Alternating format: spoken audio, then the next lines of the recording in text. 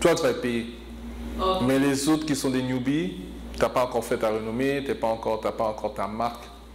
Fait que C'est ça. D'ailleurs, ils vont même te dire ces services qu'on te donne, qu'on t'invite dans la soirée, dont tu ne connais même pas. Parce que des fois, comme si tu n'as pas prouvé qui t'es, puis que genre t'arrives, tu n'as rien donné, you know, les gens vont être comme.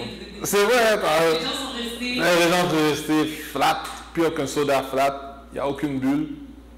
Et tout le monde est comme, bon, ok, tu comprends? 4 doigts qui semblent tomber. Mon nom d'artiste, c'est MC Push. Alors, MC Push, que représentent les mots pour toi? Les mots? Les mots. Oui, quel mot? M-A-U-X ou bien M-O-T-S? Oh, M-O-T-S. Ah, Les mots. que représentent les mots? Chaque mot a, comment je pourrais dire, a sa puissance, sa valeur, son poids. Un mot peut être utilisé dans différentes situations, puis tout dépendant du contexte, ça peut amener quelque chose. Donc, il y a aussi la manière dont on livre le mot, le moment. Un mot peut avoir un impact, faire en sorte que la personne réagit différemment à ce mot-là. Donc, ouais, les mots ont une certaine puissance. Ouais. Pour moi, un mot, c'est quelque chose c'est une arme. C'est une arme.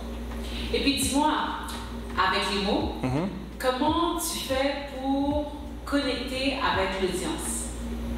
Ah! Bon, avec les mots, pour connecter avec l'audience, il faut être capable d'essayer de trouver le bon mot pour l'audience. Chaque audience, je crois, a son mot. Tu peux dire un mot en débutant, puis si tu prends le bon mot, l'audience lève avec toi. Tu vois?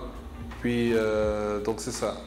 Il faut juste trouver le bon mot pour connecter avec l'audience pour que ça lève et puis qu'il y ait une certaine énergie ensemble. Mais dis-moi, toi, quand tu fais tes kiosques d'humour, tes shows d'humour, c'est quoi généralement que tu utilises pour connecter avec tes clients, même si ce n'est pas nécessairement l'humour? J'essaie de voir, moi, ce que j'aime partager avec le public, c'est des situations. Je suis plus un raconteur d'événements, un raconteur d'histoires, un raconteur de faits qui se sont passés, puis qu'il y avait juste ce moment cocasse, inusité, qui fait en sorte que 4 doigts qui semblent tomber, tu vois? Donc c'est ce genre de situation. Je ne suis pas vraiment quelqu'un qui est capable de construire une blague, mais s'il arrive une situation, je vais juste trip sur la situation, trip sur la personne. Exemple, quelqu'un tombe, moi je vais mettre mon piment, mon pupilise pour dire qu'est-ce qui est arrivé. Je ne vais pas raconter une histoire de la même façon qu'une autre personne. Je ne vais pas juste dire, oh la personne est rentrée, elle est tombée. Je vais dire, la personne est arrivée, elle est rentrée, puis elle courit, chaussette, puis elle est, pim, elle est tombée dans le cassé. Il n'y a rien de ça qui est arrivé pour de vrai. Ouais. Parfait. Et dis-moi, qu'est-ce que l'humour fait pour toi? Ah, qu'est-ce que l'humour fait pour moi? Je me sens comme... J'ai de la joie, j'aime faire rire les gens, j'aime apporter aux gens. L'humour pour moi, c'est comme si c'est mon don envers les autres. Chaque fois que je vois quelqu'un rire, ça m'apporte de la joie. Moi, pour de vrai, un monde heureux, ça serait le plus beau monde. Fait que moi, dès que je vois quelqu'un qui n'a pas un sourire, il faut que je lui apporte un sourire. Puis, c'est ça, moi je trouve un monde sans humour, sans comédie, sans blague. C'est pas un monde ça, non, ça marche pas avec moi. Il y a des gens qui crient tout le temps, bagarre comme ça. Bagarre dans l'enterrement moi-même. De toute façon, dans un enterrement, je fais rire les gens, tu t'imagines. Non, il faut rire. L'humour, c'est nécessaire, c'est un must. Sans humour, il n'y a plus rien. Après l'amour, c'est l'humour. Il y a la nourriture aussi, mais bon, ça, c'est un autre sujet. Ton approche, c'est le storytelling. Yes.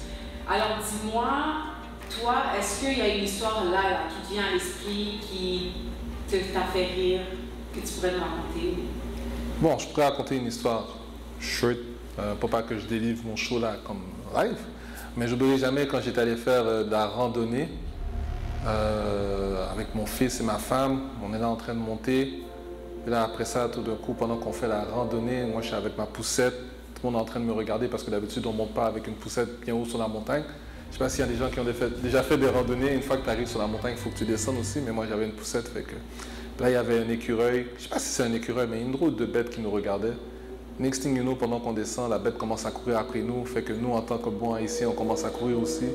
failli échapper, la poussette. Ah, gros scénario, gros bagage sur la montagne. Tout le monde en train de nous regarder en mangeant du popcorn. Ah, depuis ce moment-là, là, plus de randonnée pour moi, plus de hiking. Ça c'est un bail pour les gens riches et célèbres. Je suis pas encore rendu là. Une randonnée avec une poussette. Je sais. Comme, je ne cherche pas. J'allais faire une randonnée avec une poussette. Why? Jusqu'à présent, je me demande pourquoi.